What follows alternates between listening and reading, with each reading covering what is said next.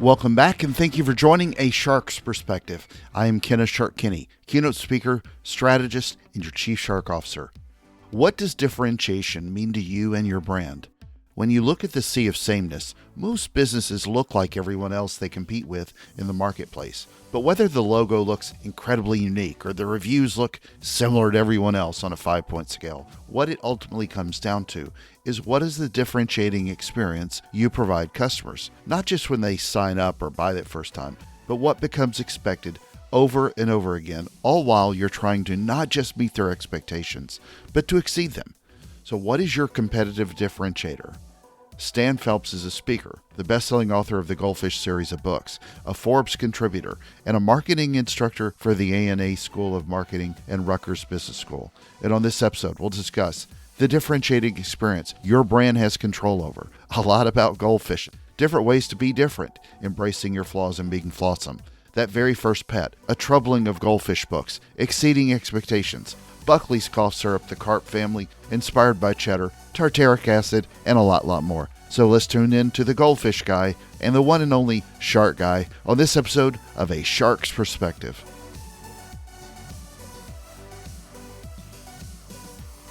Stan, welcome to A Shark's Perspective. Would you please give us a little bit about your background and your career to date? Sure. Stan Phelps, author and speaker. I started out working in sports marketing. On the agency side, I worked for a group called IMG. And then I spent about a decade on the brand side working with Adidas and the PGA of America. And then I finished my 20 plus year career again on the agency side in experiential marketing. And based on my experiences there led me to start writing, and that writing led to now a whole series of books. So you got several published books, a series of books with goldfish in the title. What was the idea around that? What's the affinity for goldfish? So the goldfish, a couple of things. One, it was my very first pet. Kenneth, do you remember your first pet? It was a dog, yeah. Okay, gotcha. So I was 6, and my own very first pet was a goldfish that I won at a carnival. So that's part of the reason why it's important to me.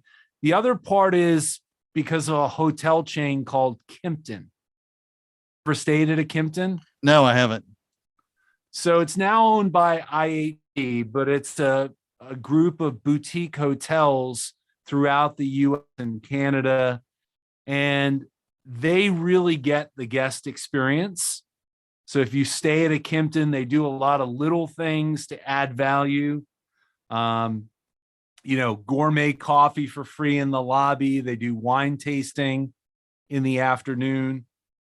And they're pet friendly. But I love this. If you stay at a Kimpton hotel, maybe you're getting a little lonely.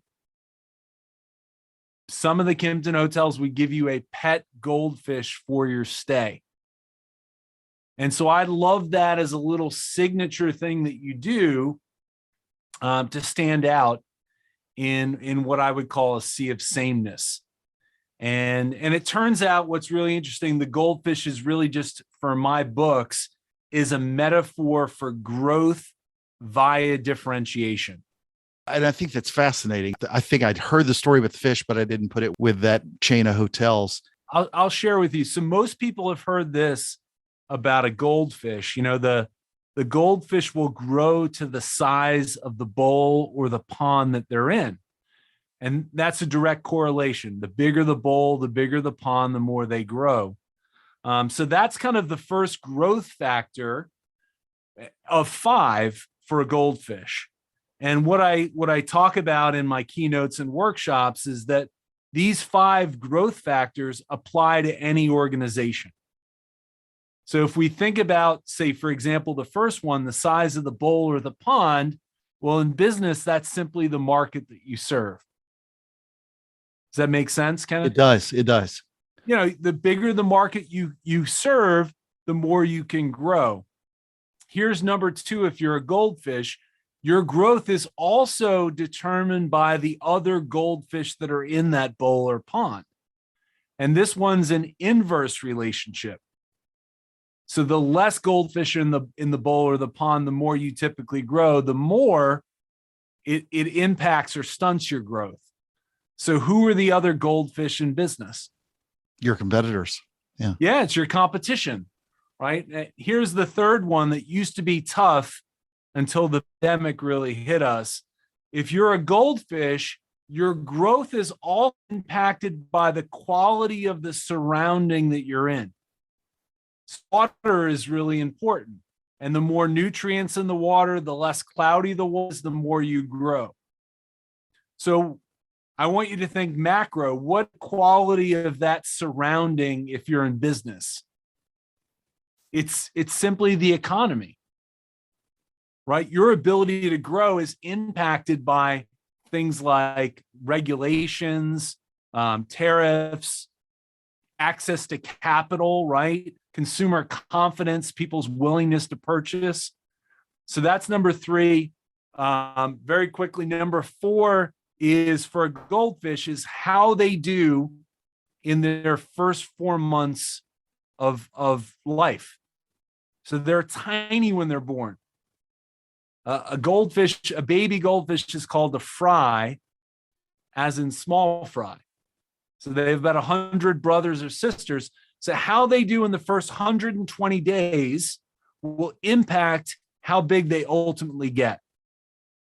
And so what is that in business? It's simply, how do you do as a startup? Or if you launch a new product or service, how do you do in that like critical first few months?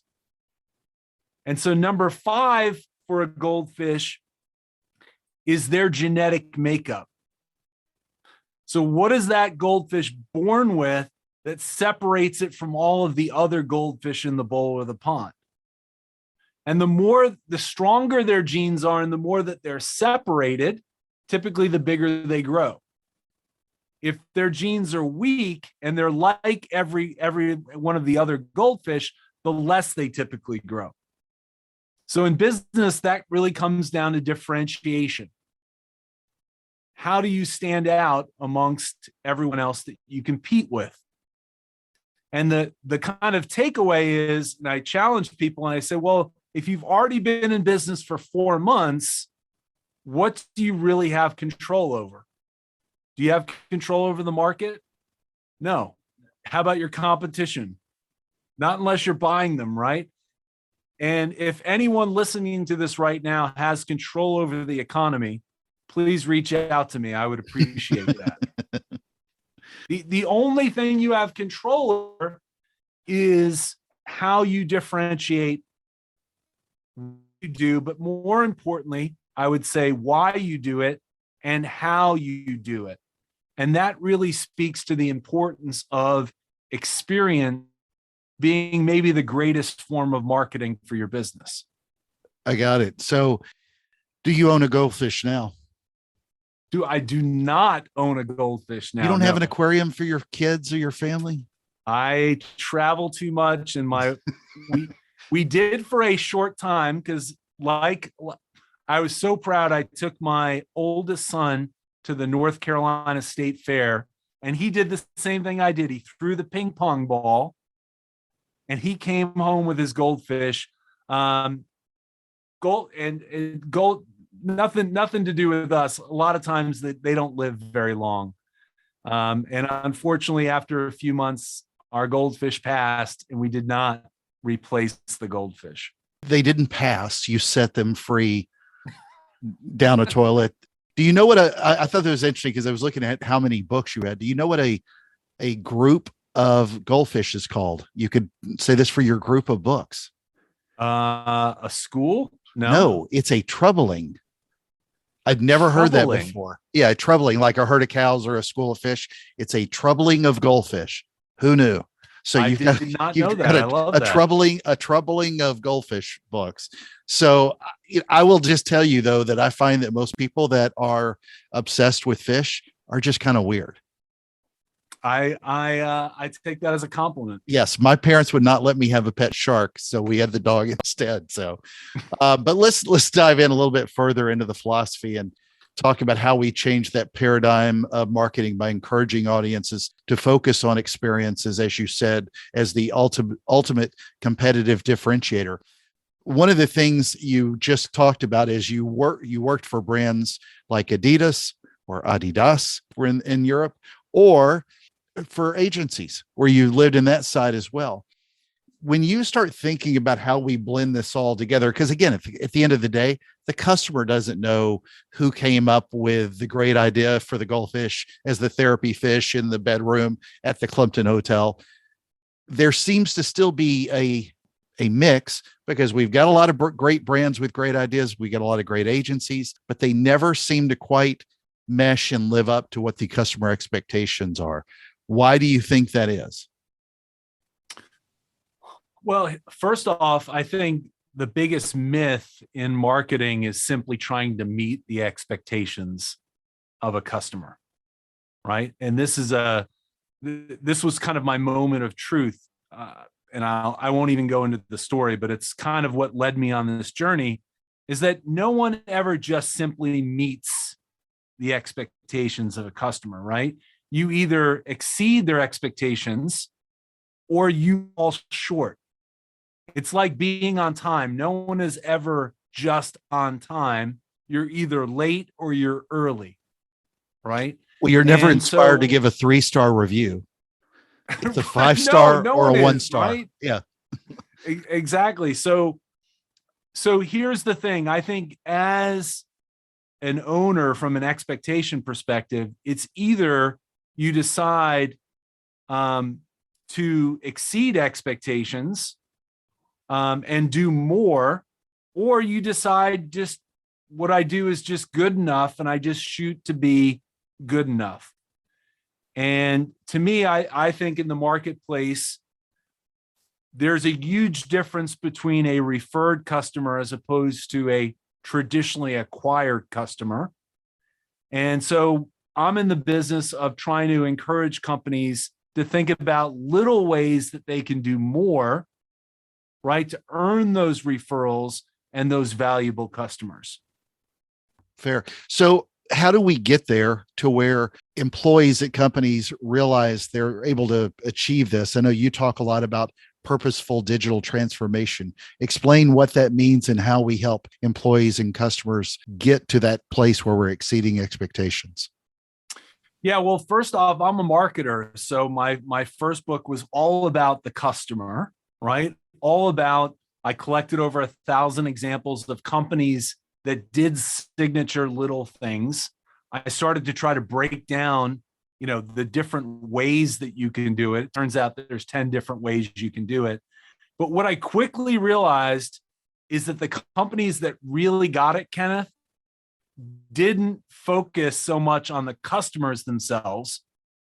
They did the same things for the employees and actually put a greater emphasis on their employees, because without engaged employees, you have a chance of delivering that great experience. And so that led me to the second book in the series. And it's kind of, now there's 10 different colors in the series, but it all at the end of the day really comes down to taking care of the employees that you have, right? Making sure that they're engaged and delivering that differentiated experience to the customers that you serve. Part of that is, delving into and embracing purpose as part of it. Part of it is leveraging technology as a way to improve the experience and reduce the effort your customers have to go through. So there are a lot of different elements to it, but at the end of the day, it comes down to employees and customers. So you also talk about in Pink Goldfish, you write about how true differentiation in business is rare. We're now living in an age of equivalency. What are some of the ways that businesses can leverage what makes their brand unique in your eyes? Yeah, so this is really passionate for me as a marketing guy, is thinking about, from a strategy perspective, how do you stand out? And so Pink Goldfish, which was the 6th color in the series, is is based on my co-author and I looking at now over 400 companies that achieved competitive separation. And what we found is that there's really only two ways that you can stand out and be different. One is to do more. It's the more strategy. Do more of what makes you kind of inherently unique compared to everyone else that's quote unquote normal. And the second way is a less strategy. Another way to stand out is to purposely do less of what everyone else does as quote unquote normal. And so I think what great companies that can differentiate themselves is that they understand that the things that they may think are flaws about them, instead of trying to correct those flaws and become like everyone else, what smart companies do is that they embrace those flaws as the things that make them awesome. Or as we say in the book, the things that make them flawsome. Yeah. So can you give us a practical real world example of that, of one that you identified? Yeah. So the cornerstone of, and flawsome, by the way, is not just an idea. It's also works to be the acronym that drives the 8 different ways that you can be different. Yeah. And the cornerstone of that is this idea of flaunting. That's the F in flawsome, meaning that if you can't kind of embrace who you are, then there's really nowhere. If you can't do that, there's nowhere else to go. So there's a great example we talk about from Canada, a cough syrup company called Buckley's. And so, what's the flaw of cough syrup? It's the taste, right? No one has ever drank something in their life and said, "Ooh, this tastes so good. It tastes like cough syrup," right? Those words. So what most normal cough syrup companies do is that they try to cover up that fact. They flavor it, they reformulate it, right? They try to figure out, they come up with a pill version, right? To make it more palatable. Well, this company in Canada called Buckley's, instead of trying to correct that flaw, they leaned into it. And they created an entire campaign that spoke to how bad Buckley's actually tastes. And they compared in this campaign Buckley's cough syrup to trash bag leakage, sweaty gym socks. I mean, like a taste test, right? And and the tagline of the campaign is, people swear by it and at it. Right? It tastes awful. Why? Because it works. And I love this. By owning that flaw and embracing it, they stood out. Before the campaign, they were just 2% of the market in Canada. Within a year, they had shot up to 11% of the market. And so to me, that's a great example of understanding that every weakness has a corresponding strength. And one of the things I think horribly that we do as marketers is we begin to benchmark people within our space. And we look at whoever the leader is, and we start to try to break down the things that make them successful. And then whether we want to admit it or not, what do we do next, Kenneth?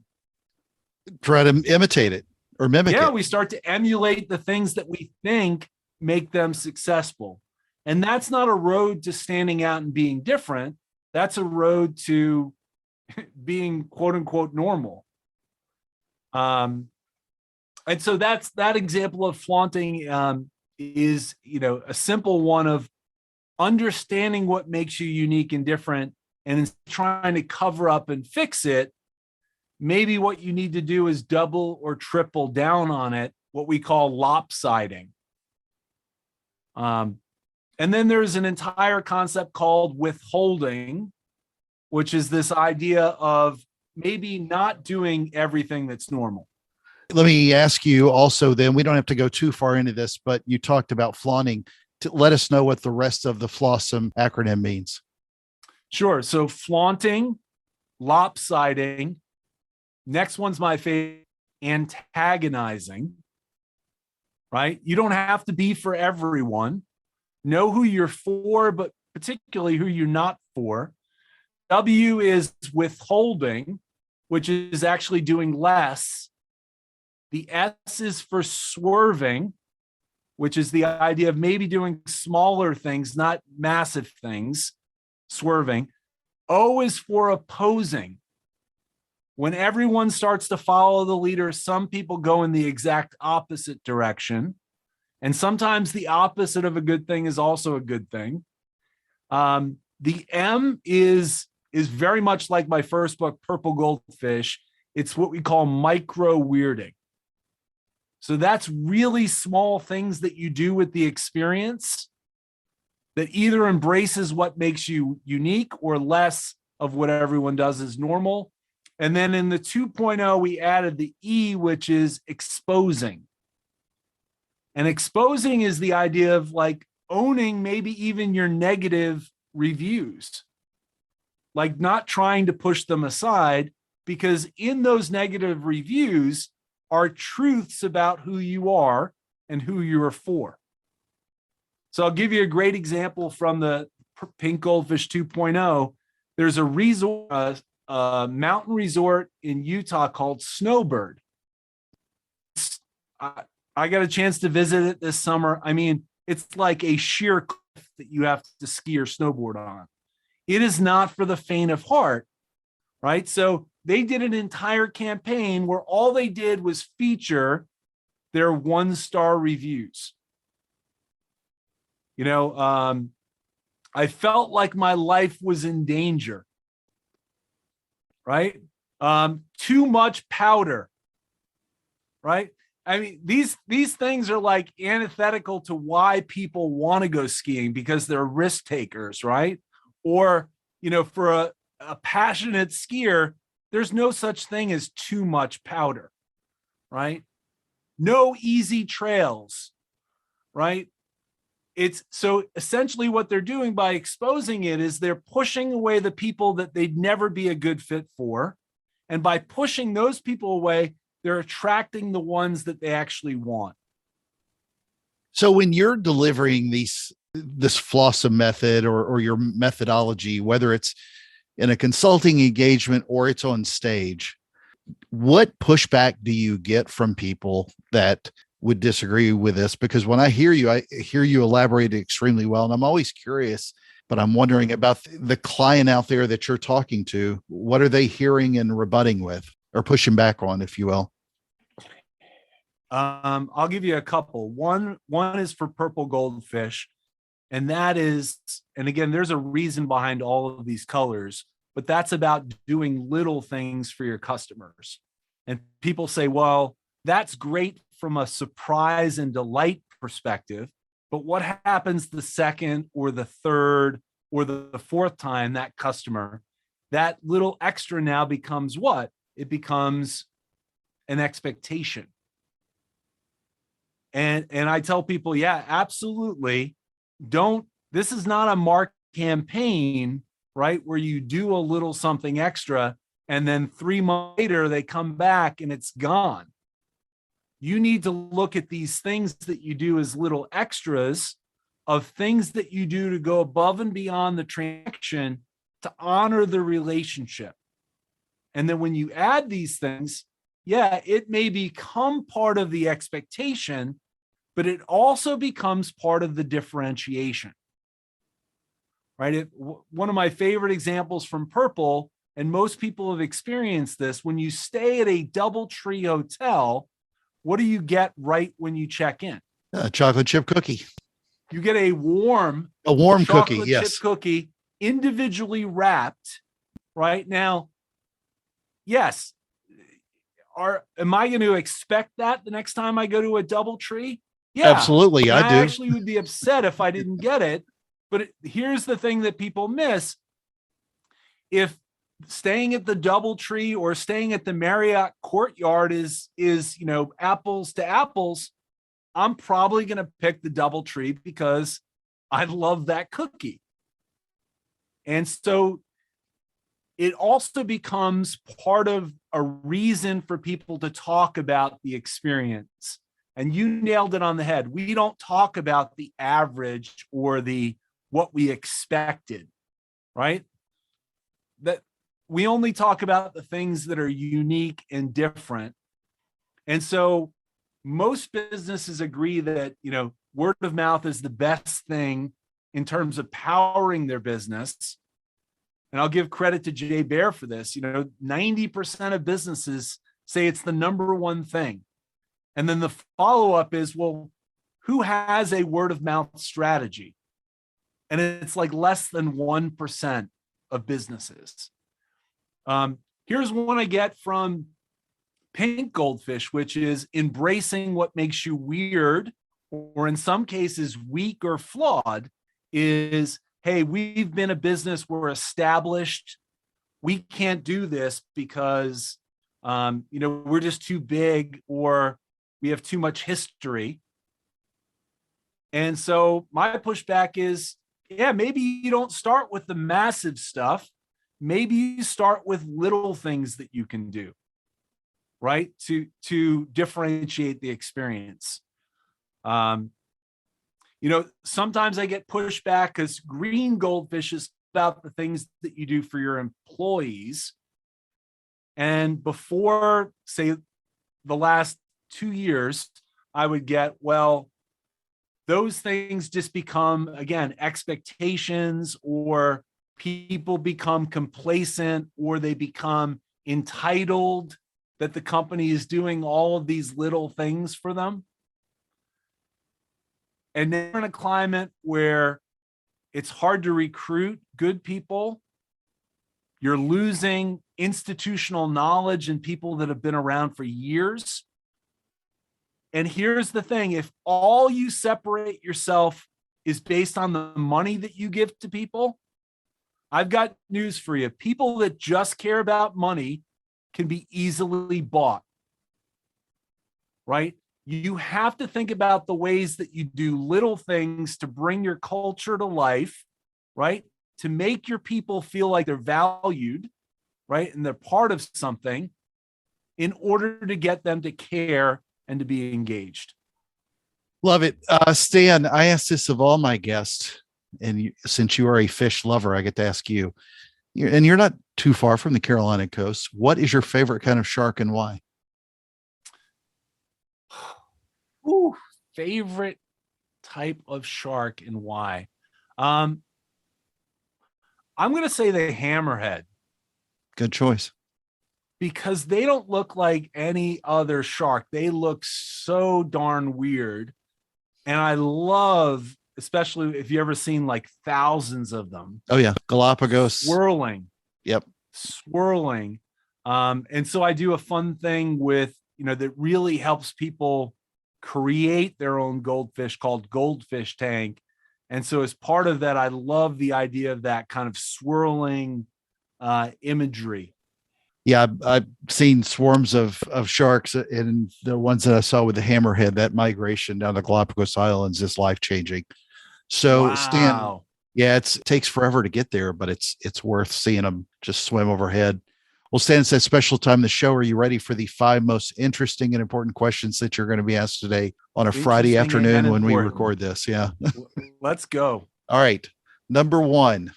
And it's not because of the book. So this is close enough though. Goldfish or koi? Oh, goldfish by far. They're both part of the carp family. I did not know that. I thought they were pretty much the same fish. All right. Number 2, being a speaker or being a marketer? Ooh, that's tough. I'm going to say speaker, just because I'm passionate about what I do. And my goal is to get people to think differently about marketing. And marketing should be as much, if not more, about the customer that you serve, rather than being all about the prospect that you chase.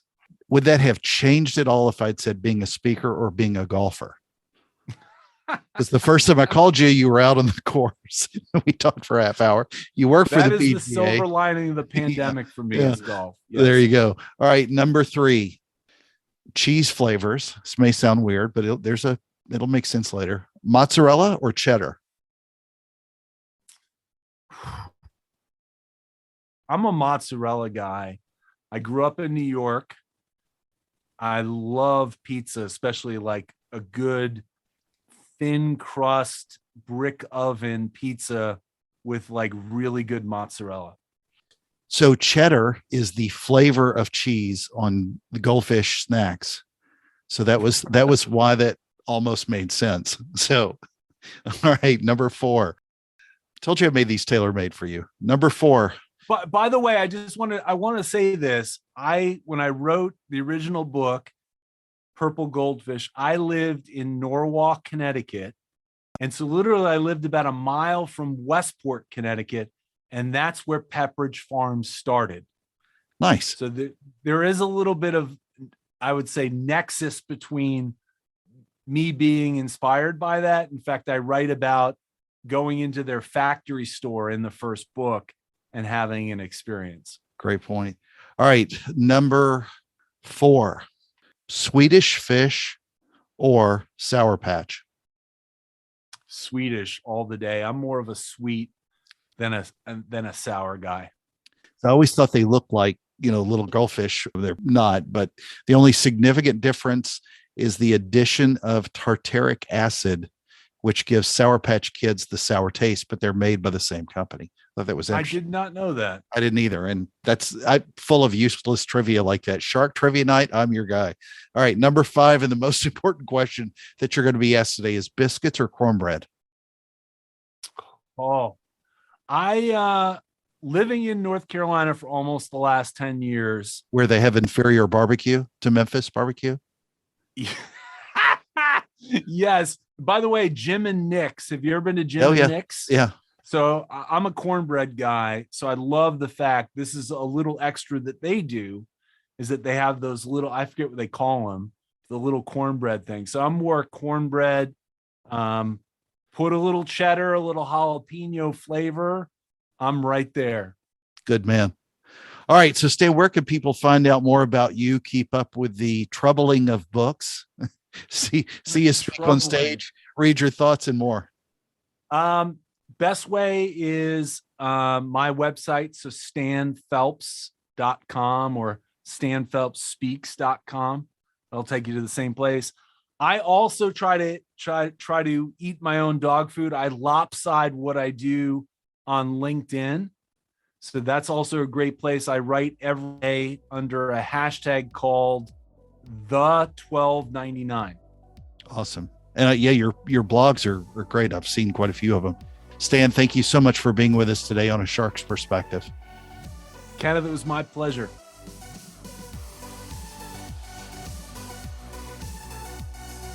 So there was my conversation with Stan Phelps, a speaker, the best-selling author of the Goldfish series of books, a Forbes contributor, and a marketing instructor for the A&A School of Marketing and Rutgers Business School. Let's take a look at 3 key takeaways from a conversation with him. First, don't focus just on customers. You hear me talk about employee engagement all the time on this show as well, and he eloquently talks about putting an even greater emphasis on employees too for delivering that great experience.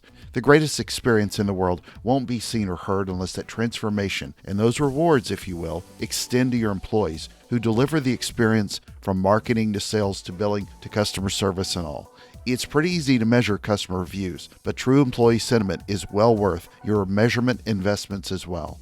Second, how do you stand out? This is a topic both Stan and I are passionate about, and it's one of my main keynotes is on this subject as well. Stan believes that there are basically only 2 ways to be different. 1, it's to do more of what makes you inherently unique compared to the normal. And 2, it's to do purposefully less of what makes everyone else normal. He also points out that what many may see as a weakness, or in this case, something that makes them less normal, other smarter brands understand that the things that they may think are flaws should be embraced. Those flaws make you flawsome. And I may disagree somewhat on how or how many, but he's spot on. We lean too much into the yin, but we definitely should embrace our yang. Third, the pushback. I often find there's too much of that from brands and agencies alike. Brands and agencies don't always tie these experiences enough truly to the DNA. They become a great campaign idea to get you in the door, so to speak. However, the second or third or fourth time someone comes back, this air quote campaign idea becomes expected. And it's part of the expectation and differentiation. The marketing has to be good, that sizzle, but ultimately the steak has to be great, or nothing else that got you in the door matters. Spend more time on marketing the experience of the steak and less on the sizzle if you want to keep them coming back again and again and again. And if you don't eat meat, then well, this idea will be lost on you because tofu should never sizzle or be eaten anyway. So, yuck. There you go. Got a question? Send me an email to kenneth@asharksperspective.com.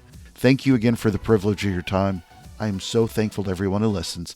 Please consider writing a review and letting me know your thoughts on the show. So it's back in the water for me. Not in a bowl or in a tank, but back in the ocean for another deeper dive. Please join us on the next episode of A Shark's Perspective.